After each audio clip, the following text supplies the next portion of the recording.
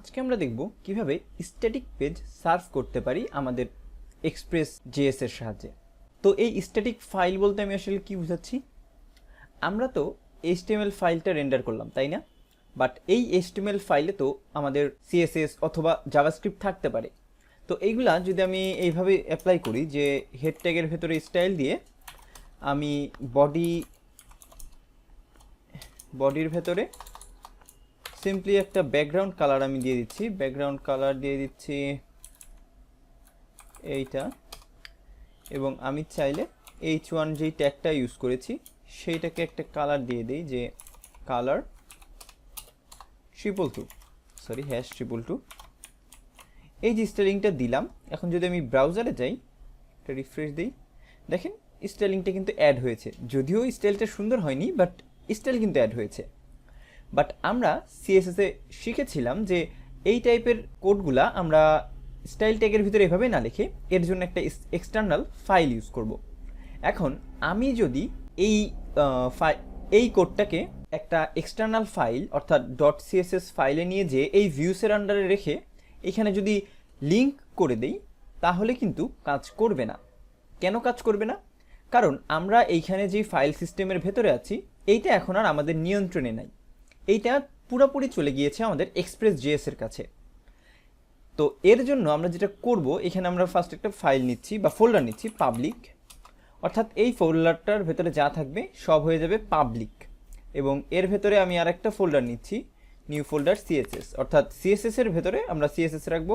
পাবলিকের ভেতরে আমি আরও একটা ফোল্ডার নিলাম যেটার নাম দিলাম জেএস। তো জেএস এর পরে আসি সিএসএস এ, যে আমি একটা ফাইল নিচ্ছি নিউ ফাইল style.css, এবং হোমের ভেতরে যেই স্টাইলিংটা ছিল জাস্ট দুইটা লাইন, এই দুইটা লাইন আমি এখান থেকে কপি করলাম, এটা নিয়ে যেয়ে পেস্ট করে দিলাম এখানে। এবং আমরা যেটা করব ফার্স্টে দেখব যে আমি ওইটা অ্যাক্সেস করতে পারি নাকি। তো এর জন্য আমরা কি করি, লিঙ্ক ট্যাগ লিখি, স্টাইল শিট লিখি, তারপরে যেহেতু আমরা পাবলিকে যাব আমরা হয়তো এরকম করতে পারি যে আমি তো কারেন্টলি ভিউসে আছি, ভিউ থেকে বের হয়ে যাওয়ার জন্য // দেন আমরা প্রবেশ করব পাবলিকে, দেন সিএসএস, দেন style.css। এরকমই তো হওয়ার কথা তাই না? তো এখন যদি যাই আমি ব্রাউজার, এটা রিফ্রেশ দিই, দেখেন স্টাইলটা চলে গিয়েছে। এবং আমি যদি ইন্সপেক্ট করি নেটওয়ার্ক ট্যাবে যাই, এটা আরেকবার রিফ্রেশ দিই, দেখেন style.css 404, অর্থাৎ ফাইলটাও পাচ্ছে না। কারণ কি? কারণ ওই যে এই সিস্টেমটা এখন আর আমাদের নিয়ন্ত্রণে নাই, আমরা এটাকে এইভাবে ইউজ করতে পারবো না। এটাকে যদি আমাদের এখন ইউজ করতে হয়, আমরা যেই app.js এ ছিলাম সেই app.js এ আমার ইনিশিয়ালাইজ করে দেওয়া লাগবে যে এই পাবলিক ফোল্ডারটা আসলে পাবলিক হয়ে যাবে। তো পাবলিক হয়ে যাবে বলতে বুঝাচ্ছি যে কেউ এই ফোল্ডারটা বাইরে থেকে অ্যাক্সেস করতে পারবে। এখন যদি আমি ব্রাউজারে যে কোনো একটা পাথ লিখি, যেমন এটা হইতে পারে, আমি যেহেতু ভিউসে যাব, ভিউসের ভেতরে VIEWS ভিউস, দেন হলো ফাইলের নামটা যদি আমি এখানে লিখি, যেই ফাইলটাই হোক .html ফাইল যদি হয়, সেই ফাইলটা কিন্তু পাবো না, কারণ এইভাবে আমার ফাইল অ্যাক্সেস করাটা অফ করে দিচ্ছে এক্সপ্রেস জেএস। তো এখন এই অফটা আমি চাই একটা ফোল্ডারের জন্য যাতে না হয়, সেটাই হবে আমাদের পাবলিক ফোল্ডারটা। তো চলেন এটা করে ফেলি। কীভাবে করব? এর জন্য আমাদের ইউজ করা লাগবে পাথ মডিউলটা বা পাথ যেই প্যাকেজটা আছে সেটা। তো আমি এখানে ইম্পোর্ট করে নিচ্ছি ওটা, সরি আমি আরো উপরে ইম্পোর্ট করব, এটা এইখানে ইম্পোর্ট করব আমি, পাথ রিকোয়ার পাথ। এখন আমরা কি করব দেখেন, app.use এ মিডলওয়্যার হিসেবে আমরা ইউজ করব আমাদের যেই পাথটা আমরা ফিক্স করতে চাই সেটা। বাট যেহেতু আমরা এক্সপ্রেস এর ভেতরে কাজ করছি, তার জন্য এক্সপ্রেসের ভেতরে একটা মেথড আছে যেটার নাম হচ্ছে স্ট্যাটিক, অর্থাৎ স্ট্যাটিক একটা পাথ আমরা বাই ডিফল্ট সেট করছি এখানে। এবং এইখানে আমরা path.join ইউজ করব, path.join, দেন আমরা --dir নেম দিয়ে কারেন্ট ফোল্ডার লোকেশন নিয়ে এসে, যেহেতু আমরা app.js এ আছি এখান থেকে কিন্তু ডাইরেক্ট পাবলিকে যেতে পারবো, তো আলাদা কিচ্ছু না দিয়ে শুধুমাত্র ফোল্ডারের নামটা আমরা উল্লেখ করে দিচ্ছি। আচ্ছা, এখানে ফার্স্টেরটা রিমুভ হয়ে গেছে, -dir নেম, এটা আবার অ্যাড করে দিই। হ্যাঁ, এতটুকু দেওয়ার পরে আমাকে ইরর দিচ্ছে রিকোয়ার, এখানে স্পেলিং ভুল হয়েছে, রিকোয়ার।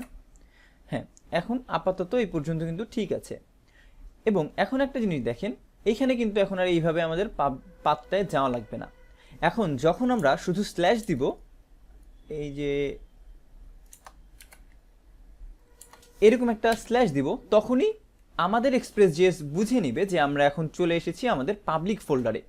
এখন আপনাকে কিন্তু এখানে রেকমেন্ডেশন দিচ্ছে যে পাবলিকে এভাবে প্রবেশ করে আপনি সিএসএস এ যেতে পারবেন, তারপরে style.css এরকম, বাট আপনি এইভাবে কখনোই ইউজ করবেন না। আপনি যখন একটা স্ল্যাশ দিবেন, এক্সপ্রেস.js নিজে থেকে বুঝে নেবে যে আপনি বলছেন এটা পাবলিকের ভেতরে খুঁজতে। তো এখন যদি আমি ব্রাউজারে যাই, এটা রিফ্রেশ দেই, দেখেন style.cssটা ঠিকমতো পেয়েছে এবং স্টাইলিংটাও কিন্তু অ্যাড হয়ে গিয়েছে। তো এইভাবেই আসলে আমরা স্ট্যাটিক পেজগুলোকে রেন্ডার করি পাবলিকের ভেতরে। এবং আমি আর একটা জিনিস আপনাদের দেখিয়ে দিই, এখানে যদি আমি এখন লিখি public/css/style.css, এই ফাইলটা কিন্তু আমরা পাচ্ছি না এইভাবে, কারণ এইটা সার্ভারকে দিবে না, এটা হলো আমার ইন্টারনাল ফাইলের ভেতরে বা ইন্টারনাল যেই প্রজেক্টটা আছে তার ভেতরেই আমাকে এটা অ্যাক্সেস করতে দিচ্ছে। তো আশা করি বুঝতে পেরেছেন যে কীভাবে এই পাবলিকটা হ্যান্ডেল করলাম। আমরা চাইলে এখানে কিন্তু জেএসও লিখতে পারতাম। জেএস এর ভেতরে আমরা একটা স্ক্রিপ্ট নর্মাল অ্যাড করি, সেটার নাম দিচ্ছি script.js, এবং এই script.js এ সিম্পলি আমরা একটা লক করব, যেটা দিচ্ছি আমি হ্যালো ফ্রম জেএস, এবং হোম HTML এ যে আমি এই শেষ অংশে এইখানে আমরা স্ক্রিপ্টটা অ্যাড করব, স্ক্রিপ্ট, এবং src এর ভেতরে আমি স্ল্যাশ দিব জেএস, দেন স্ল্যাশ দিব আমার যেই স্ক্রিপ্টটা আছে সেটা, এবং চলে যাই ব্রাউজারে। আমরা এই পাথে তো আর নাই, আমরা এটা রিমুভ করে 3000-এ যাচ্ছি। দেখেন এই ডিজাইনটা আসছে, এবং যদি আমি কনসোলে যাই, হ্যালো ফ্রম জেএস, অর্থাৎ আমরা এখন পাবলিকে রাখবো সিএসএস, জেএস এগুলা। তো এইখানে আপনাদের একটা কনফিউশন আসতে পারে যে আমরা কেন এরকম স্ট্যাটিক ফাইল নিয়ে কাজ করছি, অর্থাৎ HTML, CSS, JS নিয়ে। আমরা তো রিঅ্যাক্টের সাথে এক্সপ্রেসের কাজ শিখতে চাই। তো আমার মেন ইচ্ছাটা হচ্ছে আপনাদের আগে Node.js এর পুরো কনসেপ্টটা ক্লিয়ার করব, এবং পরবর্তীতে যখন আমরা একটা ই-কমার্স সাইটের কাজ করব প্রজেক্ট হিসেবে, সেই প্রজেক্টে আমরা Node.js, Express.js এবং React এইটাকে মার্জ করব। বর্তমানে প্রত্যেকটা মডিউল কিন্তু আমাদের আলাদা আলাদা করে ভাগ করা, যে প্রত্যেকটা মডিউল যেন আপনি আলাদাভাবে শিখতে পারেন। পরবর্তীতে প্রজেক্ট করতে যেয়ে আমরা সব কিছু আবার ঠিকমতো দেখব যে কীভাবে একটার সাথে আরেকটা লিঙ্ক আপ করতে হয়। তো এই ছিল এই সেকশনের লাস্ট ভিডিওটা, এবং আশা করি আপনাদের এখন একটা ক্লিয়ার ধারণা হয়ে গেছে যে কিভাবে একটা Express.js সার্ভার হ্যান্ডেল করতে হয়। আজকের ভিডিও এই পর্যন্তই, সবাইকে ধন্যবাদ।